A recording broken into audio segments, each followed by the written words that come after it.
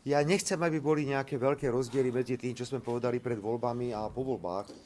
My sme jasne naznačili, že našim cieľom nie je robiť nejaké základné zmeny, pokiaľ ide o infraštruktúru orgánov činných v trestnom konaní. Tieto orgány sú tam a zostávajú tam. Ja neviem, ja si teda nepamätám, že by niekto zo Smeru hovoril o nejakom rušení špeciálneho súdu alebo špeciálnej prokuratúry. Nám ide hlavne o to, aby tam neboli ľudia, ktorí tam nemajú čo robiť. Pani rektorka, znovu. Veď to je hanba na celý svet. To je hanba na celý svet, že na čele špeciálnej prokuratúry stojí takýto človek, aký stojí. To je celé. Ale my sme nikdy nepovedali, ani to teraz nehovorím. Pokiaľ ide úrad špeciálnej prokuratúry, nebudem teraz obchádzať horúcu kašu, rušíme v podstate. Rušíme ho. Neviem, ako to povedať inak, ale dobre viete, že robíme veci, ktoré sme avizovali pred parlamentnými voľbami. Nerobíme žiadne prekvapenia.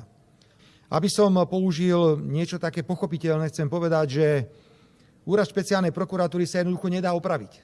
Preto tento úrad je v podstate nenapraviteľný. Myslím si, že to je to, čo sme slúbili. Čapice hore, Slovensko dole.